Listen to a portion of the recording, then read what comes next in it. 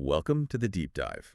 Today, we're going to try and cut through some of the noise in, well, what's probably the most complicated investment space on the planet right now, artificial intelligence. It's definitely a complicated space. I mean, ever since OpenAI launched ChatGPT a few years back, the whole field of AI has just exploded. It's become this huge ecosystem, a really big tent. It has. And if you're trying to figure out where the value is going to be over the next decade, picking just one stock, one winner, it feels impossible. The tech is just spreading out so quickly. It's completely overwhelming. And the amount of money, the sheer capital flowing into every single corner of it, from chips all the way to apps, it makes a normal analysis, almost useless. So what's our mission today? Our mission for this deep dive is to unpack one very specific and I think pretty compelling argument. And that is that Alphabet Google's parent company is in a unique position. Okay. That it's the best AI stock for the next decade because, and this is the key phrase, it checks off all the AI boxes. All the boxes. So we're going to map those out. Exactly. We'll figure out what those boxes even are and why covering all of them might make Alphabet a safer but still potentially explosive bet. That's a great way to frame it. Because the starting point can't just be about the large language models, the LLMs. We have to define the whole architecture of this new economy. You do. So our sources, they map out four essential layers. And they really stress that if you don't get these four pillars, you can't really get the investment landscape. Makes sense. So first you've got the LLMs. Yeah. The models themselves, right? Like Gemini or GPT, they've gotten all the headlines. Of course, that's what everyone sees. But underneath the models, that's where you find the foundational stuff. The infrastructure. A second layer. The second layer, cloud platforms and chips. This is the engine room. It's where these huge systems are actually developed and trained and then deployed out to the world. And on the chip side, it's still Nvidia's world. For now, yeah. Nvidia's GPUs are, they're still the gold standard for powering these massive servers. So you have the brain, the LLM, and then the power source, which is the cloud and the chips. But the third layer, this is what the analysis says is, well, arguably the most important area for the future. And that's applications in the physical world. Why is that jump from software to the real world so critical? Well, because that's the moment AI stops being just a massive, incredibly expensive research project, basically a cost center, and starts becoming a real revenue generator. Right. It starts making money. It starts making money. I mean, LLMs are incredible, but they cost a fortune to train and run. The real value comes when AI can build, a defensible moat of real-world data. A data moat. A data moat, yeah. Yeah. By doing things that are high value, like driving a car or managing a factory or even just talking to a person through a piece of hardware. That makes a lot of sense. So the application layer pays for the infrastructure, which then funds the models. And that's where the competition just gets fierce because all the other big players are making these huge focused bets. They are. They're making these concentrated bets, just hoping that their one specific application is the one that hits the jackpot. So let's talk about a couple of those. Tesla, for instance. Okay, Tesla.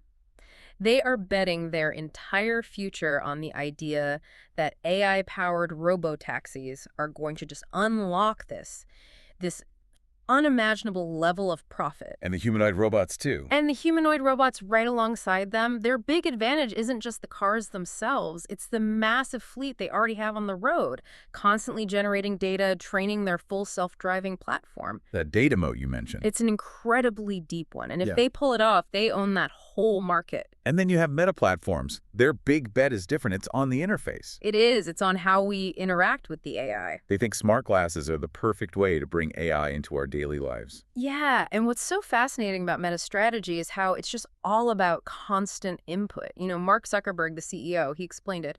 He said smart glasses can let an AI see what you see throughout the day, hear what you see, and talk to you. So it's always on, always connected. It's an immediate, seamless, constant interface. And they're also pouring money into the theoretical future, into artificial superintelligence, or ASI. And just for clarity, ASI is the point where AI is smarter than humans at basically everything. At pretty much all cognitive tasks. Yeah. Exactly. So we've got these incredibly strong contenders, right? Yeah. Nvidia dominating chips, Tesla betting everything on autonomy and data, Meta focused on the interface, and the ultimate prize of ASI. Those are huge potential home runs. They are. But the core thesis we're digging into today is that Alphabet actually beats all of them. Right. because they've been systematically building solutions across all of those layers we just mentioned at the same time. So it's about the breadth, not just the depth in one area. That's the whole point. That breadth of coverage, it ensures survival and it ensures sustained growth no matter which one of these little niches explodes first. They've diversified the risk without really sacrificing quality. So let's walk through it. Let's see how they check the boxes, starting with the models and the infrastructure. Okay, so on the LLM front, we just had the release of Google Gemini 3.0. The sources are highlighting that this is Alphabet's most powerful model yet. And the reviews have been pretty strong. Very strong. I mean, some commentators are even calling it the best AI model out there, period. Better than the competition on some key benchmarks. So whether it's number 1 or number 2, they are right at the cutting edge. They're definitively one of the top 2 or 3 companies leading the charge on core model development. Yeah. Absolutely. And then there's the infrastructure side. We know their Google Cloud unit. It's still smaller than, say, Microsoft Azure or Amazon's AWS. It is in terms of market share, but what the sources point out is that Google Cloud is consistently growing faster than those bigger rivals. They're gaining ground. In a very profitable sector. Very profitable, very high demand sector.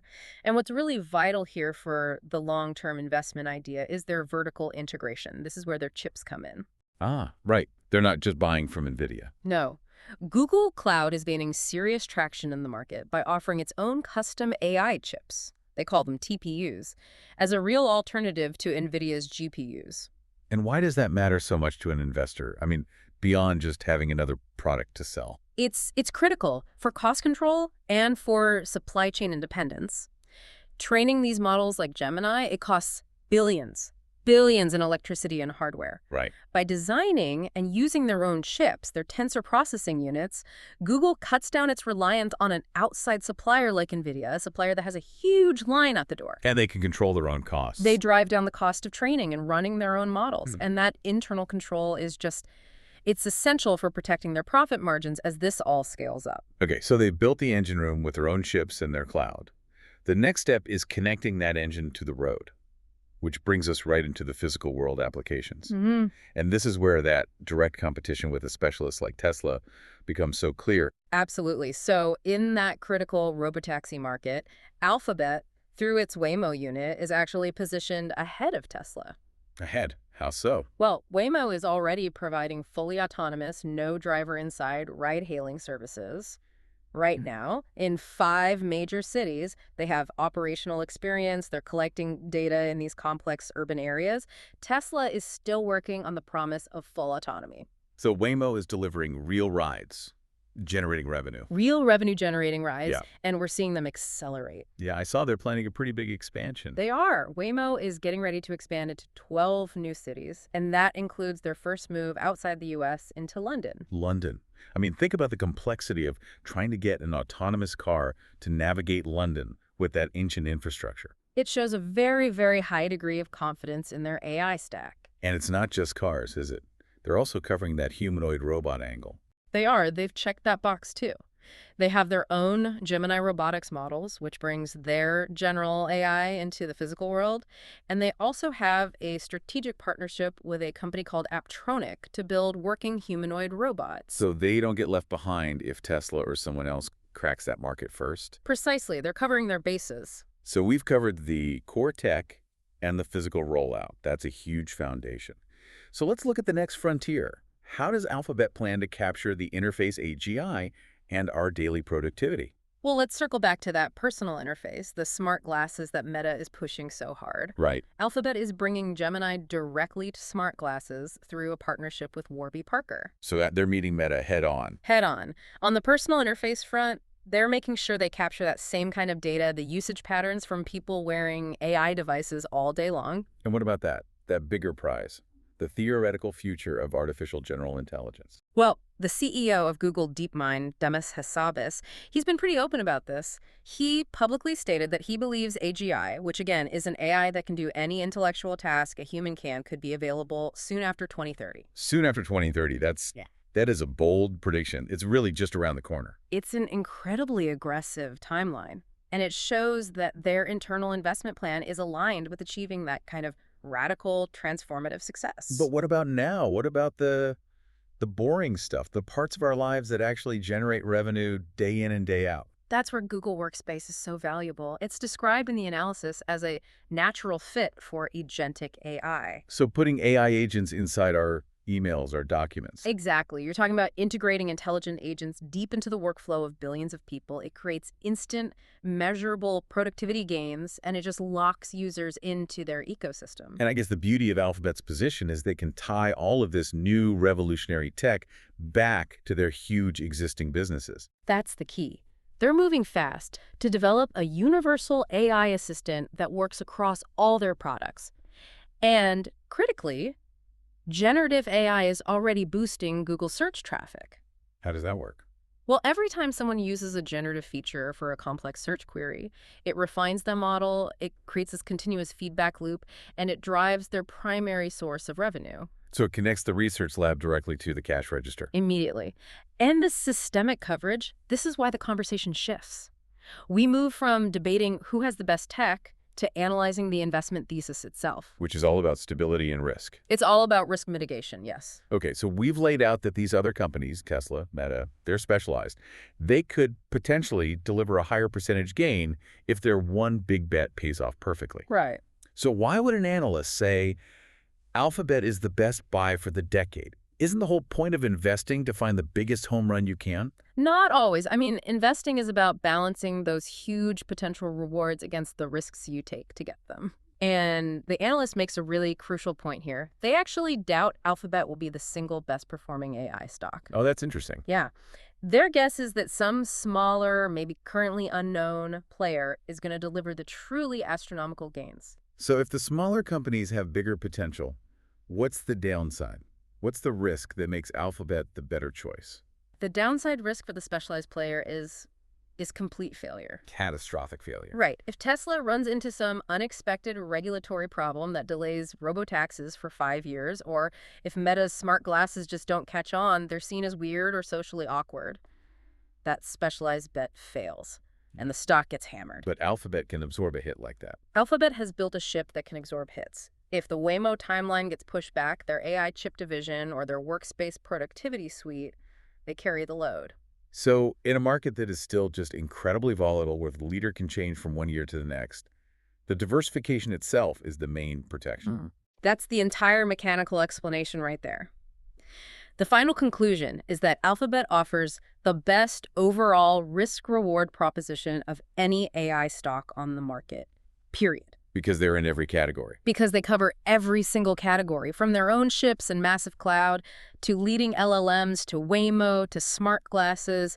They are diversified enough to survive the shakeout that is inevitably coming to the AI field. So it's massive growth potential, but with a layer of stability you just don't get anywhere else. Unparalleled stability. And that's what makes them the superior choice for the next 10 years. Okay, so let's just summarize what we've unpacked here.